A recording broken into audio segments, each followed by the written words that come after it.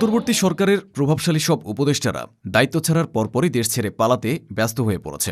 কেউ কেউ তো ইতিমধ্যে দেশ ছেড়ে চলেও গিয়েছে, আবার অনেকে যে কোনো মুহূর্তে আখের গুছিয়ে উড়াল দেবে বিদেশে। তো বন্ধুরা, আজকের এই ভিডিওতে আপনাদের জানাবো কী সে কারণ যে কারণে উপদেষ্টারা দেশ ছেড়ে পালাতে মরিয়া হয়ে উঠেছে। তাছাড়া আরও জানাবো অন্তর্বর্তী সরকারের কোন কোন উপদেষ্টা দেশ ছেড়ে পালিয়েছেন এবং কে কে পালানোর প্রস্তুতি নিচ্ছেন তাদের সম্পর্কেই। তো চলুন আর কথা না বাড়িয়ে ভিডিওটি শুরু করি। তবে বন্ধুরা, ভিডিওটি শুরু করার পূর্বে অনুরোধ রইল ভিডিওটিতে একটি লাইক দিয়ে শুরু থেকে শেষ পর্যন্ত দেখুন।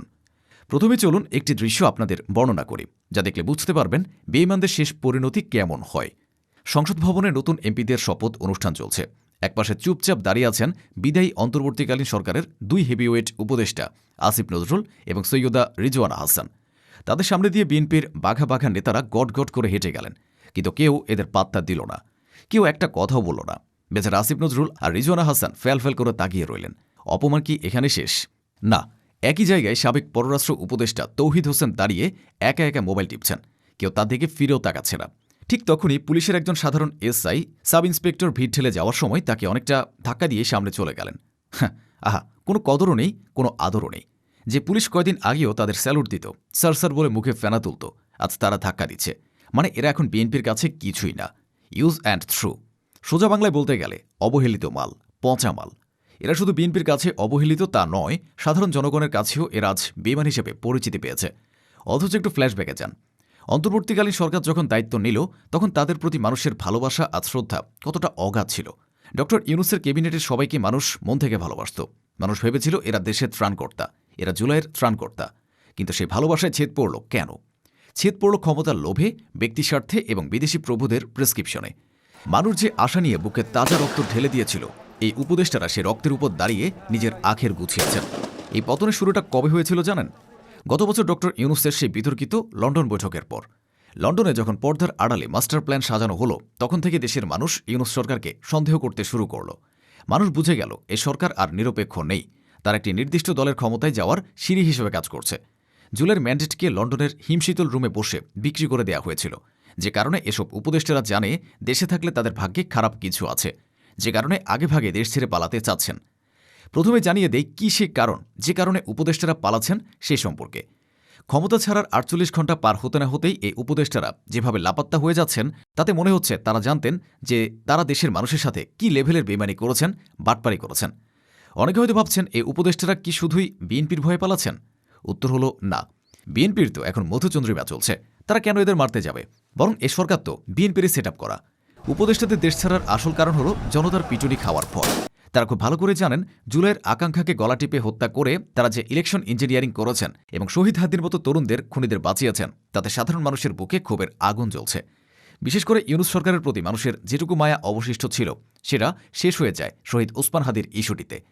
হাদির খুনিদের বিচারের দাবিতে যখন মানুষ রাজপথে নামল, যখন যমুনা ঘেরাও করল, তখন তাদের কথা শোনার বদলে উল্টো গণহারে পিটুনি দেয়া হলো। খুনিদের বিচার না করে উল্টো বিচার প্রার্থীদের পেটানো এবং শেষমেশ একটি নির্লজ্জ ইলেকশন ইঞ্জিনিয়ারিং করার ব্যাপারটি ইউনূস সরকারকে চরম অজনপ্রিয় করে তোলে। এজন্য তারা জানে রাস্তায় নামলে জনগণ যে জুতা পেটা বা গণপিটুনি দিতে পারে। এই সাইকোলজিক্যাল ট্রমা থেকেই বাকি অনেক উপদেষ্টা এখন দেশ ছাড়ার জন্য গোপনে ট্রাভেল ব্যাগ গোছাচ্ছেন। ইংরেজিতে একটি প্রবাদ আছে, জাহাজ যখন ডুবতে শুরু করে তখন সবার আগে ইঁদুররা পালাতে থাকে। অন্তর্বর্তীকালীন সরকারের বিদায়ের পর ঠিক সেই দৃশ্যটাই আমরা এখন দেখতে পাচ্ছি। যারা গত 1.5 বছরে এসি রুমে বসে জাতির সামনে লম্বা লম্বা নীতিবাক্য আওড়িয়েছেন, তারা এখন একের পর এক চুপি সারে দেশ ছেড়ে পালাচ্ছেন। ফয়েজ আহমেদ তৈয়ব ইতিমধ্যে দেশ ছেড়ে পালিয়েছেন ডক্টর ইউনূসের সাবেক ডাক ও টেলিযোগাযোগ উপদেষ্টা ফয়েজ আহমেদ তৈয়ব।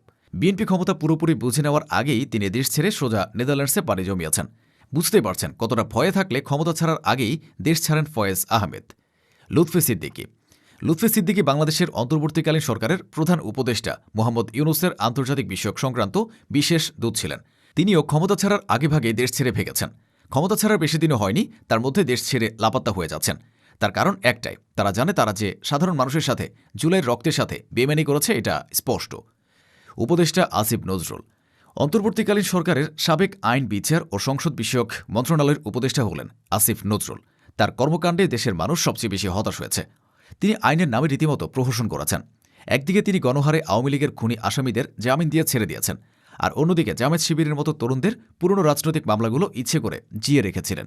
জুলাইয়ের আকাঙ্ক্ষা তিনি মানেননি। তিনি নির্লজ্জের মতো একটি দলের এজেন্ডা বাস্তবায়নে কাজ করেছেন। এসব কারণে দেশের আপামর জনতা তাকে বলা যায় জুতা পেটা করতে চেয়েছিল, যে কারণে তিনি আগেভাগেই দেশ ছেড়ে পালাতে মরিয়া হয়ে উঠেছে। সৈয়দা রিজওয়ানা হাসান। অন্তর্বর্তী সরকারের সাবেক পরিবেশ ও পানি সম্পদ উপদেষ্টা সৈয়দা রিজওয়ানা হাসান। দেশের মানুষ যখন দ্রব্যমূল্য, চাঁদাবাজি আর সিন্ডিকেটের যন্ত্রণায় পৃষ্ঠ, তখন তিনি মেতেছিলেন এলিট পরিবেশবাদ নিয়ে। তিনি কিসব গাড়ির হর্ন বন্ধ করা আর সেন্ট মার্টিন দ্বীপে পর্যটক নিষিদ্ধ করা নিয়ে রীতিমতো ফাতরামি করা শুরু করলেন। রাষ্ট্র মেরামতের মতো সিরিয়াস ইস্যু বাদ দিয়ে তিনি পড়ে রইলেন এমন সব লোক দেখানোর সস্তা ইস্যু নিয়ে। মানুষের মনে তখন প্রশ্ন জেগেছিল, এরা কি আসলে দেশ চালাতে এসেছে নাকি এনজিও চালাতে এসেছে? তবে এখন ক্ষমতা ছাড়ার পরপরই তিনি বুঝতে পেরেছেন ক্ষমতা থাকতে তিনি কি ভুল করেছেন, যে কারণে তিনিও যে কোনো মুহূর্তে দেশ ছাড়তে পারেন বলেই বলাই বাহুল্য। খলিলুর রহমান। সবচেয়ে বড় বেইমানির ইতিহাস রচনা করেছেন নিরাপত্তা উপদেষ্টা খলিলুর রহমান। তিনি ছিলেন ইউনূস সাহেবের সবচেয়ে কাছের লোক। সে খলিল নিজেই এখন যোগ দিলেন বিএনপি সরকারে। এর চেয়ে বড় প্রমাণ আর কি লাগে যে এই অন্তর্বর্তী সরকার পুরোপুরি বিএনপির বি টিম হিসেবে কাজ করেছে। খলিল সাহেবরা ভেতরে নির্বাচন ইঞ্জিনিয়ারিং করেছেন, আর তার পুরস্কার হিসেবে আজ বিএনপির মন্ত্রিসভার চেয়ারে বসেছেন।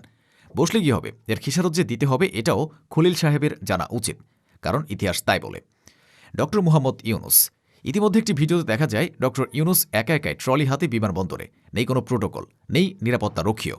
কোন দেশে যাচ্ছেন তাও জানা যায়নি। দায়িত্ব ছাড়ার পরপরই এই অবস্থা। বুঝতে পারছেন, প্রধান উপদেষ্টারই যদি এমন অবস্থা হয় তাহলে বাকি উপদেষ্টাদের অবস্থা কি হবে। কিন্তু ভিডিওটি অনেক আগের বলে জানা গিয়েছে। তবে ড ইউনূস যে কোনো মুহূর্তে দেশ ছেড়ে যাবেন বলে এমন আভাসই পাওয়া যাচ্ছে। আবার আসার খবর হলো ড ইউনূসকে রাষ্ট্রপতি বানানোর গুঞ্জনে উঠেছে। তবে একথা কতটুকু সত্য তা জানা যায়নি। সত্যি বলতে ড ইউনূসকে যদি রাষ্ট্রপতি বানানো হয় তাহলে দেশের জন্যই খুব ভালো হবে। আর যদি তিনি রাষ্ট্রপতি নির্বাচিত হন তাহলে দেশ থেকেই জনগণের জন্য কাজ করবেন বলে আশাবাদী সকলে, যে কারণে তার দেশ ছেড়ে যাওয়ার কোনো সুযোগ থাকবে না। এবার আসুন আরেক বেইমানির জ্বলন্ত দৃষ্টান্ত সম্পর্কে জানাই। ইংরেজিতে যাকে বলে কার্মা ইজ বুমেরা। রাষ্ট্রীয় সংবাদ সংস্থা বাসুসের এমডি মাহবুব মোর্শেদের ঘটনা শুনলে আপনি হাসবেন নাকি কাঁদবেন বুঝতেই পারবেন না। এ মাহবুব মোর্শেদ সাহেব গত 1.5 বছরে বাসুসকে ব্যবহার করে পুরোপুরি বিএনপির পক্ষে দালালি করেছেন, আর সুযোগ পেলেই জামাত ইসলামের বিপক্ষে বিষোদ্গার এবং নেগেটিভ নিউজ করেছেন, স্ট্যাটাস দিয়েছেন। তিনি ভেবেছিলেন বিএনপির দালালি করলে বিএনপি ক্ষমতায় এসে তাকে মাথায় তুলে নাচবে, কিন্তু রেজাল্ট কি হলো? এখন সেই বিএনপির লোকেরাই তাকে ঘাড় ধরে মারধর করছে, আর তিনি এখন মিডিয়াতে এসে কান্নাকাটি করছেন। এটাই হলো দালালদের আসল পরিণতি। যারা অন্যের হয়ে দালালি করে দিন শেষে সেই প্রভুরাই তাদের লাথি মেরে ডাস্টবিনে ফেলা দেয়। আমাদের কাছে থাকা ভেতরের খবর বলছে খুব শিগগিরই এই সরকারের বেশ কয়েকজন হাই প্রোফাইল উপদেষ্টা এবং আমলাকে গ্রেফতার করা হতে পারে। বিএনপি তাদের নিজেদের ইমেজকে ক্লিন রাখার জন্য এবং আমরা দুর্নীতির বিরুদ্ধে এটা প্রমাণ করার জন্য এই পচা মাল বা ইউজড টিস্যু পেপারগুলোকে বলির পাঠা বানাবে। তো বন্ধুরা, জুলাই যোদ্ধাদের রক্তের সাথে বেইমানি করা এসব উপদেষ্টারা কি পারবে দেশ থেকে পালাতে, নাকি কঠোর পরিণতির সম্মুখীন হবে? আপনার কি মনে হয় কমেন্টে লিখে জানান।